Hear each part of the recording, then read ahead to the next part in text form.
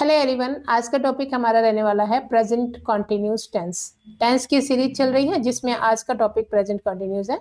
बहुत important topic चल रहा है एग्जाम पॉइंट ऑफ व्यू, और इसमें हम जो है एग्जाम में किस तरह के क्वेश्चन आते हैं उन्हें भी सॉल्व करते हैं, तो हमें पता लग जाता है कि हमारा बेसिक के साथ साथ कॉम्पिटेटिव एग्जाम के लिए हम प्रिपेयर हो रहे हैं। तो सबसे पहले हम कर लेते हैं जो हमने प्रीवियस वीडियो में कुछ क्वेश्चंस दिए थे। Spot the error. देखिए, सबसे पहली बात तो ये इस सेंटेंस को हम पहचानते हैं, ये सेंटेंस हमारा इनडायरेक्ट स्पीच में है और ये हमारी मेन स्टेटमेंट है जिसको हम कह सकते हैं मेन क्लोज, और उसके बाद यहाँ दैट से हमारा सबऑर्डिनेट क्लोज है। हमने क्या पढ़ा होता है कि अगर हमारा मेन क्लोज पास में है तो हमारा जैसे हमारा यहाँ पे दिया होता है ना सैड टू, तो हम चेंज कर देते हैं उसको, तो उसी तरह यहाँ पे प्रूव्ड किया हुआ है। ठीक है, तो अब यहाँ पे क्या है कि हम ये पढ़ते हैं सैड टू होता है तो अंदर जो है वो चेंज हो जाता है, अंदर का भी पास में चला जाता है। लेकिन हम एरर स्पॉट करते समय ये भूल जाते हैं कि देखो water boiled at 100 degree centigrade, तो यहाँ पे पास्ट होते हुए भी हम जब यहाँ अंदर देखते हैं कि ये यूनिवर्सल ट्रूथ है, ये साइंटिफिक फैक्ट है, तो ये चेंज नहीं होता है, तो ये हमेशा प्रेजेंट में रहता है, सिंपल प्रेजेंट यानी कि प्रेजेंट इंडेफिनिट में। तो प्रेजेंट इंडेफिनिट के स्ट्रक्चर में हमारे पास क्या होता है V1, ठीक है, या SES। अब हमें ये देखना है कि वाटर अनकाउंटेबल है, अनकाउंटेबल जो होता है वो सिंगुलर ही वर्ब लेता है, तो ये हो जाएगा बॉयल्स।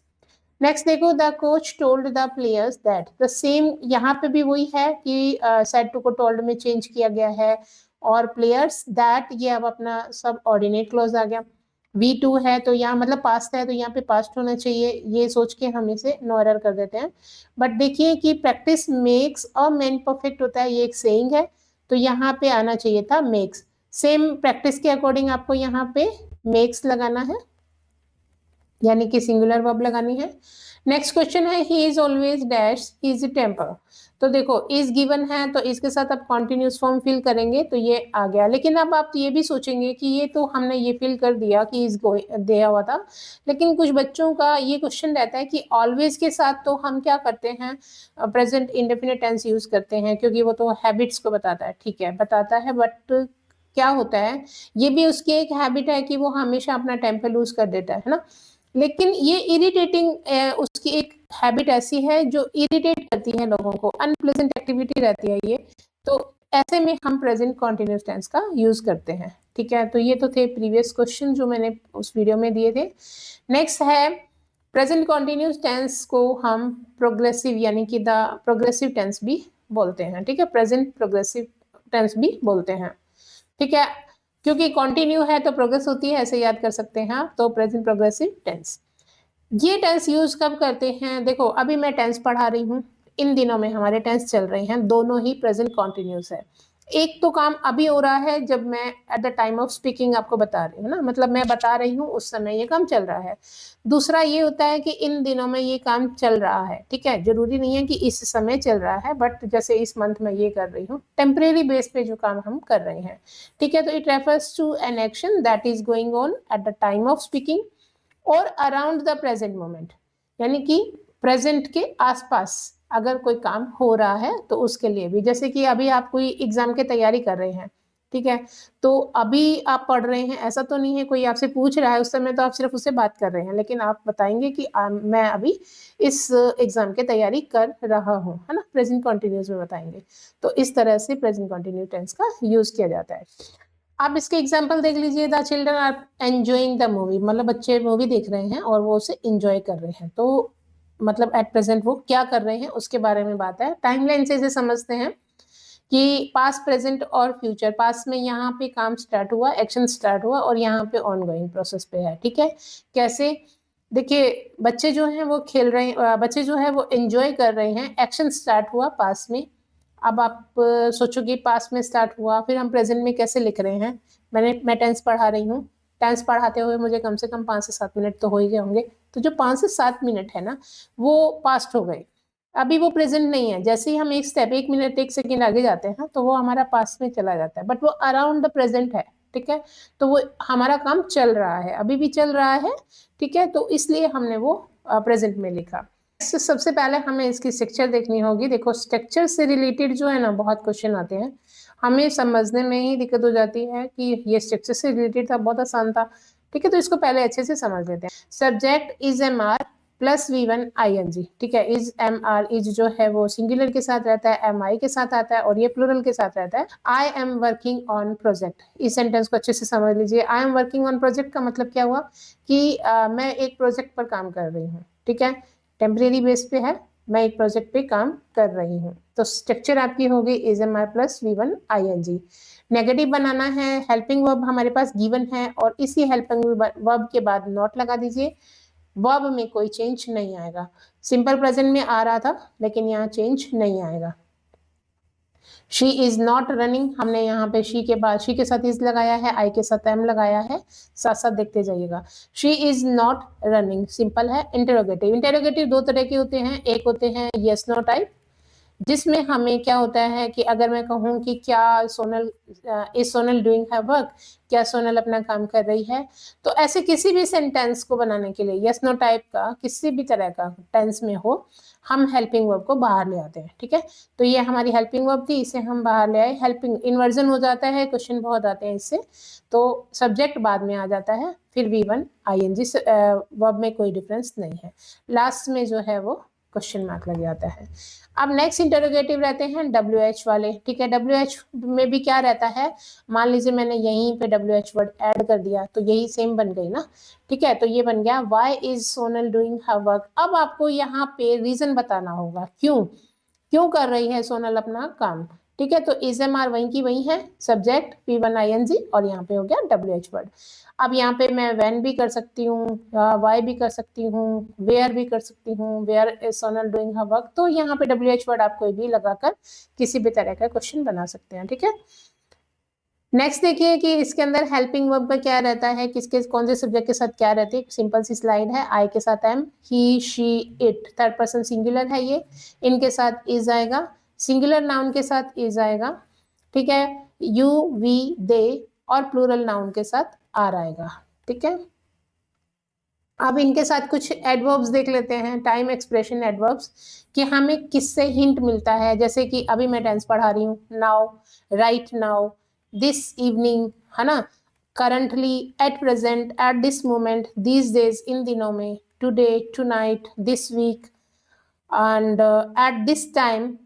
ठीक है, नाउ डेज, नाउ डेज का मतलब आजकल हम ये कर रहे हैं ना। चलिए, ये हो गए आपके। अब है कि प्रेजेंट टेंस का यूज कब किया जाता है। जैसे कि मैंने अभी स्टार्टिंग में ही आपको बताया था that present continuous tense is used to express an action in progress, कोई भी काम प्रोग्रेस में है, हो रहा है at the time of speaking.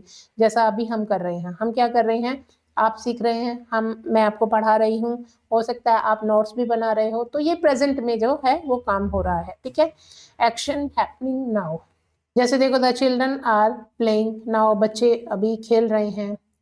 और action happening around this time, not necessarily now, जैसे मैंने कहा था अभी एट प्रेजेंट पे हो रहा हो ऐसा नहीं, बट ठीक है मैं इन दिनों में ऐसा काम कर रहा हूँ। एग्जाम्पल देखिए, he is working as senior manager in the bank. देखो, अगर वो हमेशा ही उसकी जॉब है वो बैंक में ही काम करता है तो एक अलग बात है, वो टेम्परेरी बेस पर काम कर रहा है, he is working as a senior manager in the bank, इसका मतलब है वो टेम्परेरी मतलब अभी मैनेजर की पोस्ट पे काम कर रहा है। She is learning English these days, अब हमेशा तो सीखती नहीं रहेगी, दीज डेज यहाँ पे ये बता रहा है कि इन दिनों में वह इंग्लिश सीख रही है। You are learning English at this time, these days आप कह सकते हो क्योंकि एक ही टाइम में अभी अभी भी सीख तो नहीं जाओगे, एक ही मिनट में सीख तो नहीं जाओगे, तो इन दिनों में आप इंग्लिश सीख रहे हैं। An action which is likely to happen in near future, देखो ये भी बहुत इंपॉर्टेंट रहता है।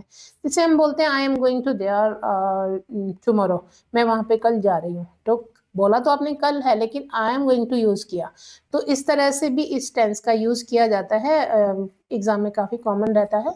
Like we are going to Delhi tomorrow, word जो है वो टुमारो है, नेक्स्ट वीक, टुमारो, इस तरह के यहाँ एडवर्ब्स आपको मिलती है जिसमें हम गोइंग टू का यूज करके फ्यूचर को बताते हैं, जो मतलब एक संभावना होती है, इसमें एक संभावना रहती है जिसके लिए हम इसको यूज करते हैं। हमने प्रेजेंट इंडेफिनिट में आपको बताया था कि अगर जो फिक्स होता है उसके लिए हम प्रेजेंट इंडेफिनिट का यूज करते हैं, लेकिन यहाँ पे संभावना हो भी सकता है और नहीं भी, जो ऑफिशियली फिक्स रहते हैं उसके लिए प्रेजेंट इंडेफिनिट का यूज होता है, तो कंफ्यूज होने की जरूरत नहीं है। नेक्स्ट है टेम्परेरी सिचुएशंस। देखो कई बार बच्चे पूछ लेते हैं कि कोई काम हो रहा है, पृथ्वी सूर्य के चारों ओर चक्कर लगा रही है, वो तो लगातार लगा रही है ना, तो इसको हम कॉन्टिन्यूस में क्यों नहीं लिख सकते? देखो ये काम टेम्परेरी नहीं है, उसका रूटीन है, ये वो हमेशा करेगी, करती है, करती रहेगी और मतलब करती रही है, ठीक है, तो इसलिए वो टेम्परेरी एक्शन नहीं है। तो ये भी आपको ध्यान रखना है, इसमें भी कंफ्यूजन नहीं रखनी है। They are happening for a short time और अराउंड नाउ, या तो वो एक शॉर्ट टाइम के लिए हो रहा है या बस प्रेजेंट के आसपास हो रहे हैं। ये नहीं है कि वो हमेशा होते हैं, होते रहेंगे, तो फिर आप प्रेजेंट इंडेफिनिट में जाएंगे, ठीक है। तो ये टेम्परेरी सिचुएशन के लिए है। For example, he is working in a hotel until he finds a permanent job. एक होटल में काम कर रहा है, कब तक करेगा? जब तक उसको एक परमानेंट जॉब नहीं मिल जाती। तो एक टेम्परेरी बेस पे वो अभी काम कर रहा है। अगर वो सिर्फ इतना ही रहता तो हम he works in A hotel कर सकते थे, ठीक है, कि वो होटल में काम करता है, और जैसे कि हमने कहा अंटिल ही फाइंड्स, जब तक उसे परमानेंट जॉब नहीं मिल जाती तब तक। तो ये बहुत इंपॉर्टेंट है एग्जाम पॉइंट ऑफ व्यू।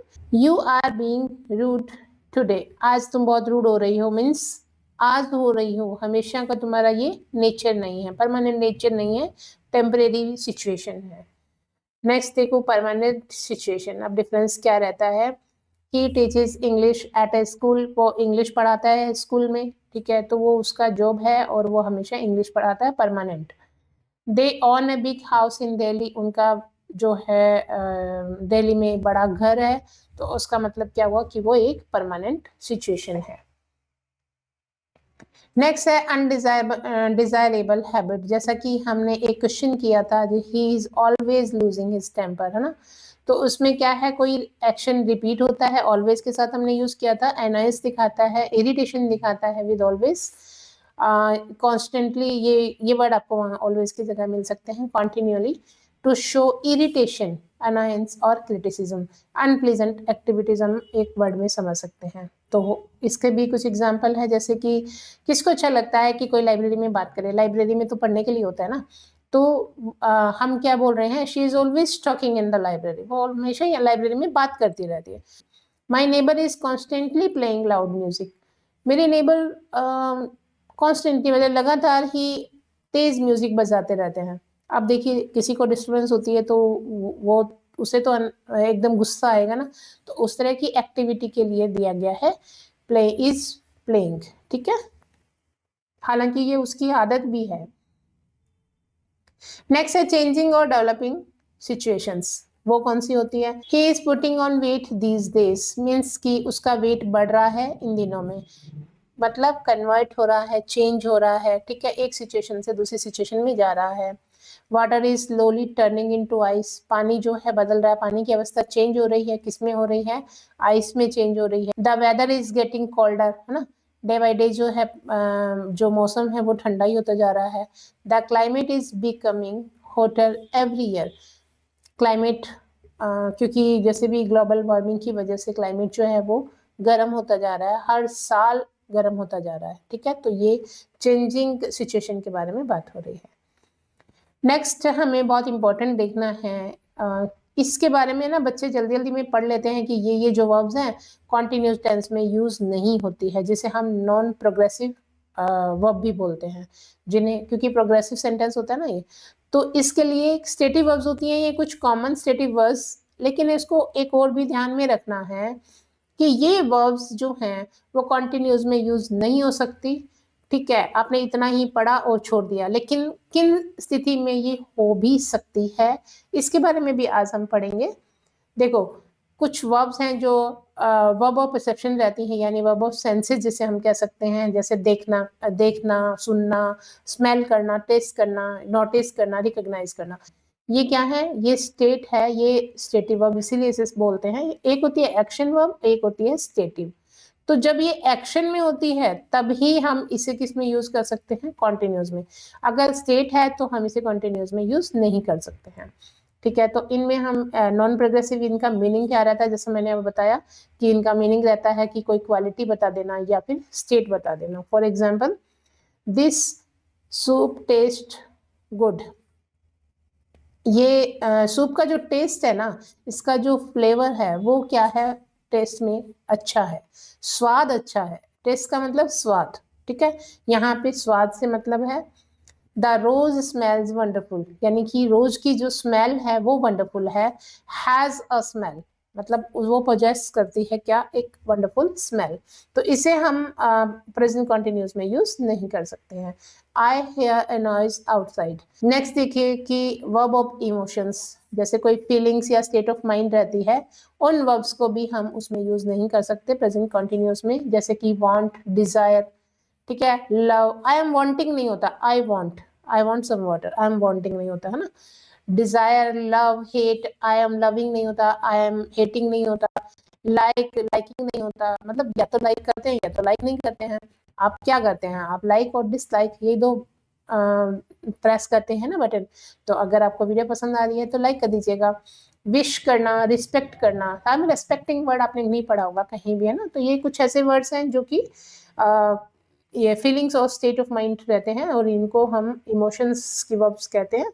ये कंटिन्यूस टेंस में यूज नहीं होती है। एग्जांपल के तौर पे देख लेते हैं, I am hungry, I want something to eat, मैं भूखा हूँ, मुझे भूख लगी है, मुझे कुछ खाने को चाहिए। तो आई एम वॉन्टिंग नहीं होता, ठीक है, I want something to eat.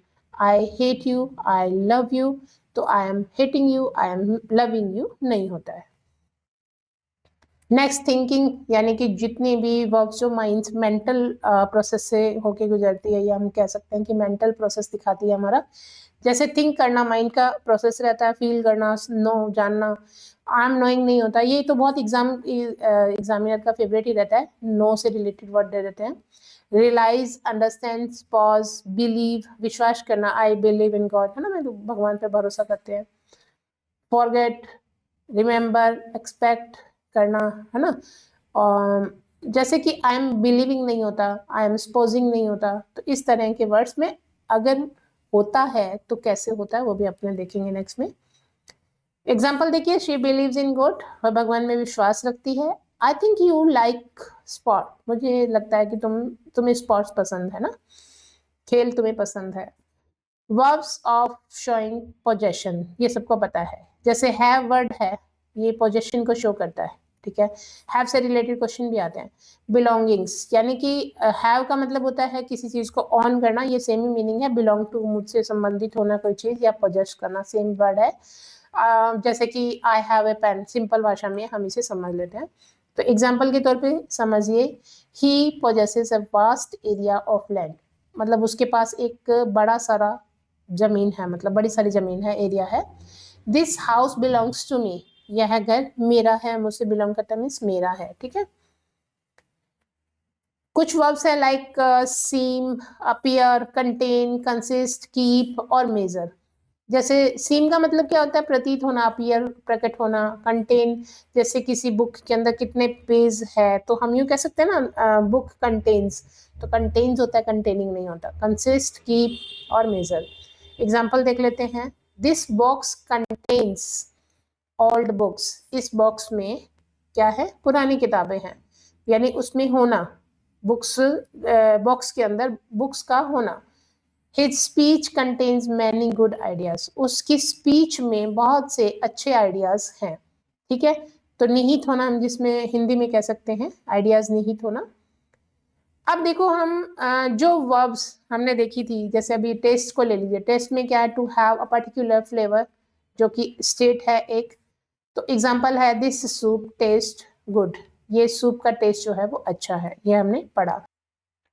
Next देखो, अगर इसका मीनिंग चेंज हो जाए, जैसे कि टेस्ट का मतलब होता है ट्राई द फ्लेवर, कोई भी इंटेंशनली हम किसी चीज को चख रहे हैं, खा रहे हैं, बता रहे हैं ना खा के, तो वो एक एक्शन हो गया टेस्ट करना।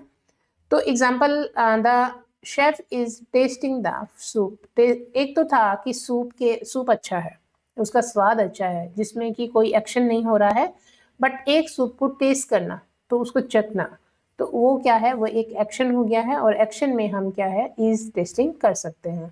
स्मेल का मतलब वो किसी की महक आना, है ना, द रोज स्मेल्स वंडरफुल, तो ये इसकी स्टेट है, जैसा कि हमने अभी प्रीवियस स्लाइड में ही देखा। बट अगर हम कोई भी चीज को सूंघते हैं, सूंघना है ना, स्निफ करना, तो वो तो इंटेंशनली हम स्निफ कर रहे हैं, एक्शन में है ना वो, तो एक्शन में यानी कि टेस्ट को स्मेल को टेस्ट करना, एक्शन है तो हम कर सकते हैं शी इज स्मेलिंग द रोज। ठीक है, एक तो रोज पड़ा हुआ है, इसकी खुशबू अच्छी है, हमने कहा कि इसकी खुशबू अच्छी है, इसका स्वाद अच्छा है किसी भी चीज का। लेकिन एक हम उसे टेस्ट कर रहे हैं और एक हम उसे सूंघ रहे हैं, तो दोनों ही क्रियाओं में एक्शन है, यानी कि हम टेस्ट करना में, स्मेल करना में आईएनजी फॉर्म तब लगा सकते हैं जब वो एक्शन दिखा रहा हो। नेक्स्ट है हियर। हियर का मतलब होता है, एक तो नेचुरल सेंस में I hear A noise outside, बाहर एक शोर है। ठीक है, नेक्स्ट है कि अगर हम इसे ऑफिशियली यूज कर रहे हैं, जैसे कि लिसनिंग टू, जैसे जज जो है वो केस की सुनवाई कर रहा है, तो हियर का मतलब यहाँ सुनवाई के सेंस में है। द जज is hearing the case tomorrow, जज जो है वो कल केस की सुनवाई कर रहा है। ठीक है, सी का मतलब अंडरस्टैंड भी होता है, जैसे हम बोलते हैं ना आई सी, मुझे समझ में आया ना, नोटिस करना, देखना। ठीक है, तो ये तो एक स्टेट है। आई सी द प्रॉब्लम, मुझे प्रॉब्लम समझ में आ गई, मैं प्रॉब्लम देखती हूँ या समझती हूँ। सी का मतलब होता है मीट, है ना, सी यू टुमारो बोलते हो आप, विजिट, विजिट करना। तो मीट या विजिट के सेंस में अगर हम देखें तो वो एक्शन वर्ब बन जाती है। I am seeing the manager tomorrow, मैं कल मैनेजर को देख रही हूँ, नहीं, मैं कल मैनेजर से मिल रही हूँ।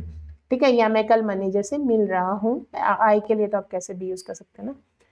नेक्स्ट है हैव। हैव का मतलब होता है ऑन पोजेशन, जैसा कि मैंने बताया था, he possesses a vast area of land, यानी कि वो एक बड़े एरिया का मालिक है, कह सकते हैं, उसके पास है। दूसरा हैव का यूज आप करते हैं ईट, टेक, एक्सपीरियंस में, मीन्स ये एक्शन हो जाता है जब ये एक्शन है, यानी I am having lunch now. ठीक है, आई एम एंजॉइंग के सेंस में आप इसे यूज कर सकते हैं, तो तब आप इसका ये एक एक्शन होता है और आप आईएनजी फॉर्म का यूज कर सकते हैं। आई एम हैविंग फन, तो वो एक एक्सपीरियंस कह सकते हैं या आप इंजॉइंग कह सकते हैं। अब आपके सामने फिर क्वेश्चंस आ रहे हैं, जैसे कि why you कॉपिंग your homework from someone else. Previous year question है, आपको कमेंट करके बताना है कि इसमें एरर क्या है। नेक्स्ट वीडियो में हम इनके आंसर करेंगे। नेक्स्ट क्वेश्चन है he is having many friends here, या फिर नो एरर, ये आपको बताना है। ठीक है, और अगर वीडियो पसंद आ रही है तो इसे लाइक शेयर जरूर कर दीजिएगा और कमेंट जरूर कीजिएगा। आपको अगर समझ में आया है तो पता भी लग जाएगा कि आप इन क्वेश्चन के आंसर सही कर रहे हैं क्या। तो लाइक शेयर कर लीजिए, सब्सक्राइब नहीं किया है तो कर लीजिए। Thanks for watching.